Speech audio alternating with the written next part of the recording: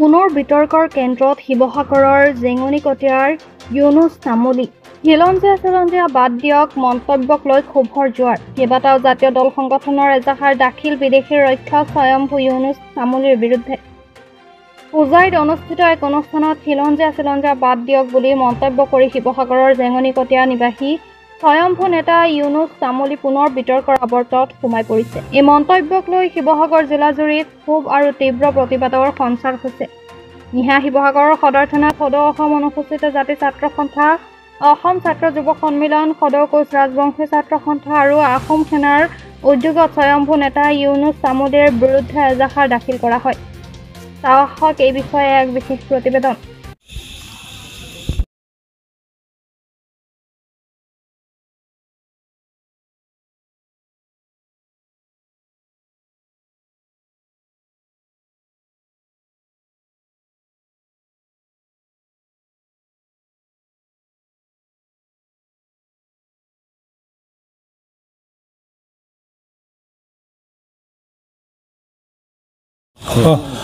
আপোনালোকে জানে যে আমি সদৌ কোজাগমী ছাত্ৰ সন্থা, সদৌ অসম অনুসূচিত জাতি ছাত্ৰ সন্থা, অসম যুৱ ছাত্ৰ সন্মিলন আৰু অসম জাতীয়তাবাদী যুৱ পৰিষদে আমি সন্মিলিতভাৱে আজি শিৱসাগৰ সদৰ থানাত এখন এজাহাৰ দাখিল কৰিছোঁ।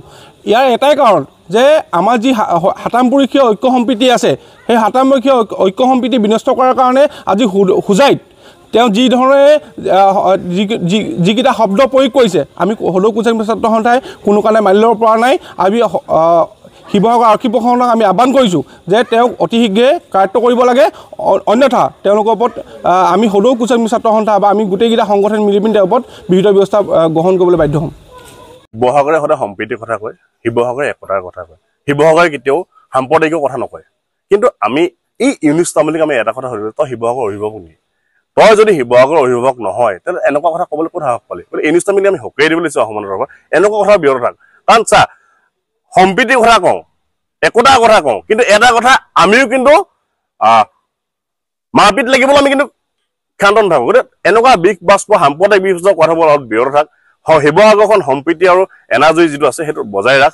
কিন্তু যদিহে সাম্প্ৰদায়িক যদি বিষ বাষ্প বিয়পাবলৈ যাওঁ তেন্তে তোক কিন্তু আমি আহোম সেনা অন্তত শিৱসাগৰত কিন্তু সোমাবলৈ নিদিম। কাৰণ আমি এতিয়া অলৰেডি কথা পাতিছোঁ, যদিহে এই সময়তে যদি ইউনুছ তামুলী যদি গ্ৰেপ্তাৰ নকৰে বা ইউনুছ তামুলী যদি এনেকুৱা কথা কৈ থাকিবলৈ হয়, অনাগত সময়ত আমি ইউনুছ তামুলীক ঘেৰাও কৰিম। আৰু ইউনুছ তামুলীক ঘেৰাও কৰাই নহয়, ইউনুছ তামুলীয়ে সমগ্ৰ অসমবাসীৰ ৰাইজৰ আগত সি ক্ষমা বিচাৰিব লাগিব। সি এনেকুৱা কিছুমান যি তুলনা মন্তব্য কৰিলে, সাম্প্ৰদায়িক বিষ বাষ্প বিয়পোৱা যিখিনি মন্তব্য কৰিলে, সেইখিনি কোনো কাৰণে গ্ৰহণযোগ্য নহয় আৰু সেইখিনি আহোম মানে কেতিয়াও গ্ৰহণযোগ্য নহ'ব। গতিকে ইউনুছ তামুলী এটা কৈছোঁ, চা ভাই ভালকে কৈছোঁ তোক, কেঁকা হিচাপে কৈছোঁ তোক, সংযত হ দেই, সংযত হ, খালি অত্যাধিক নহবি।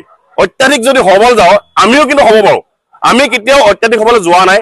আমি সদায় শান্তি আৰু সম্প্ৰীতিৰ কথা কৈ আমি শান্তি আৰু সম্প্ৰীতিৰ শৃংখলাবদ্ধভাৱে আমি কাম কৰি যাবলৈ গৈ আছোঁ। কিন্তু তই যদি ভাব, মই স্পষ্টকৈ কৈছোঁ ইউনুছ তামুলী, তই যদি ভাব কেঁকা এই যে কৰিবলৈ গৈ আছ, যদি কৰ নাই নিষ্ঠা কিন্তু নাভাবি, আৰু ইয়াৰ যিটো পৰিণাম হ'ব তই ভাবিয়ে নাভাবি। আহোম সেনাই তোক কিমান ভয়ংকৰভাৱে তোক পৰিণাম দিব সেইটো কথা ভাবি ৰাখ। গতিকে তোক মই কৈছোঁ ইউনুছ তামুলীক স্পষ্ট কথা, ইউনুছ তামুলীক গ্ৰেপ্তাৰ কৰিব লাগিব, ইউনুছ তামুলীক কৰায়ত্বকে গ্ৰেপ্তাৰ কৰিব লাগিব আৰু সাম্প্ৰদায়িক বিষ বাষ্প বিয়পোৱা এনেকুৱা ইউনুছ তামুলীক অন্ততঃ শিৱসাগৰে ইয়াক এঘৰীয়া কৰিব লাগিব। স্পষ্ট কথা ভাই তোক কৈছোঁ কেঁকা, সংযত হ। যদি সংযত নহ, স্পষ্ট যদি সংযত নহ তেতিয়াহ'লে কিন্তু অসুবিধা আছে। কথাই কৈ আছোঁ, কিন্তু আমাক হাতে কামে কৰিবলৈ নকবি, কিন্তু সেইটো স্পষ্টকৈ কৈ দিছোঁ। প্ৰথম কথা হৈছে আমি আহোম সেনাই দীৰ্ঘদিন ধৰি খিলঞ্জীয়াৰ অধিকাৰ চনদৰ দাবীৰ কাৰণে আমি ৰাষ্ট্ৰসংঘত আমাৰ নিজৰ বক্তব্য দাঙি ধৰি আহিছোঁ। যি সময়ত 2007 চনত খিলঞ্জীয়াৰ অধিকাৰ চনদত খিলঞ্জীয়া সম্পৰ্কে স্পষ্ট এটা ধাৰণা গোটেই বিশ্ববাসীক, বিশ্ব সমুদায়ৰ সন্মুখত ৰাষ্ট্ৰসংঘই প্ৰদান কৰিছে, যি সময়ত অসমৰ মুখ্যমন্ত্ৰীয়ে 2022 চনত খিলঞ্জীয়া কেবিনেটত মান্যতা প্ৰদান কৰিছে, সেই সময়ত শিৱসাগৰৰ ইউনুছ তামুলী বুলি কোৱা এই পাখণ্ডটোৱে খিলঞ্জীয়াৰ কোনো কথা নাই, খিলঞ্জীয়া বাদ এনেকুৱা ধৰণৰ মন্তব্য সামাজিকভাৱে তেওঁ প্ৰকাশ কৰিছে। আমাৰ স্পষ্ট এটাই কথা যে এই ব্যক্তিজনক অতি শীঘ্ৰে কি কৰিব লাগিব, আৰক্ষী প্ৰশাসনে কৰায়ত্ব কৰি তেওঁক জেল হেজুললৈ প্ৰেৰণ কৰিব লাগিব।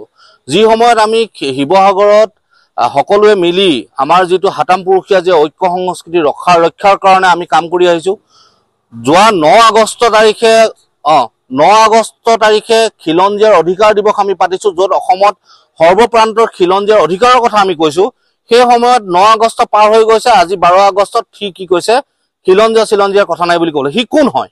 প্ৰথম কথা, শিৱসাগৰ কৰি অসমত গোটেই অসমতে সি সাম্প্ৰদায়িক সংঘৰ্ষ লগাবলৈ চেষ্টা কৰিছে। অসমীয়া জাতিসত্তাৰ ওপৰত কি কৰিছে তেওঁ আঘাত আনিছে। আৰু দ্বিতীয়তে আমাৰ যি হাতাম পুৰুষীয়া ঐক্য সংস্কৃতিৰ কথা কৈ আছো, ঐক্যৰ কথা কৈ আছো, সেই সমাজৰ এই ব্যৱস্থাটোত সি শেষ কৰিব বিচাৰিছে। সি সম্পূৰ্ণ উদ্দেশ্যপ্ৰণোদিতভাৱে গোটেই কাম কাজখিনি কৰি আছে। প্ৰথম কথা, আমি আৰক্ষী প্ৰশাসনৰ ওচৰত আজিৰ এজাহাৰৰ যোগেদি এই কথাটো কৈছো, তাক অতি শীঘ্ৰে তাক কৰায়ত্ব কৰিব লাগে।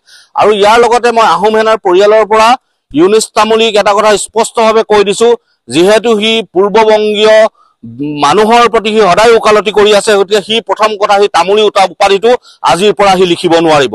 আমাৰ আহোম স্বৰ্গদেউসকলে প্ৰদত্ত কৰা তামুলী উপাধিটো লিখি পিনে সি এইখিনি কথা কৈ থাকিব, আমি সেইটো মানি লওঁ। লাগিলে সি বাংলাদেশৰ পমুৱা মানুহসকলে যি উপাধি ব্যৱহাৰ কৰে সেই উপাধি ব্যৱহাৰ কৰি বাংলাদেশৰ পমুৱা মানুহৰ হৈ পিনে তেওঁ ওকালতি কৰক, কিন্তু খিলঞ্জীয়াৰ উপাধি লৈ আহোম স্বৰ্গদেউসকলে প্ৰদত্ত কৰা খিলঞ্জীয়া উপাধি লৈ সি এই কামখিনি কৰিব নোৱাৰিব। সেই গতিকে আমি এটা কথা স্পষ্ট কৰি দিছো, সি শিৱসাগৰলৈ কেনেকে আহে সেইটো চাম। শিৱসাগৰৰ সৰ্বস্তৰৰ মানুহে তাক এঘৰীয়া কৰিব লাগিব, তাক জেল হাজতলৈ প্ৰেৰণ কৰিব লাগিব। আৰু এইখন আৰক্ষী চকীতে তাৰ বিৰুদ্ধে আমি গোচৰ ৰুজু কৰিছো।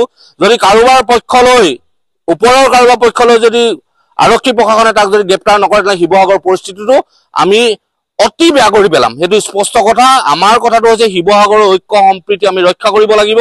তাৰ কাৰণে এনেকুৱা যিটো জাতিদ্ৰোহী মানুহ আচলতে কাৰাগাৰত থাকিব লাগিব, ইয়াৰ আৰু বিকল্প নাই। সেইগতিকে সি যিমান বাহিৰত থাকিব শিৱসাগৰৰ ঐক্য সম্প্ৰীতি নষ্ট হ'ব।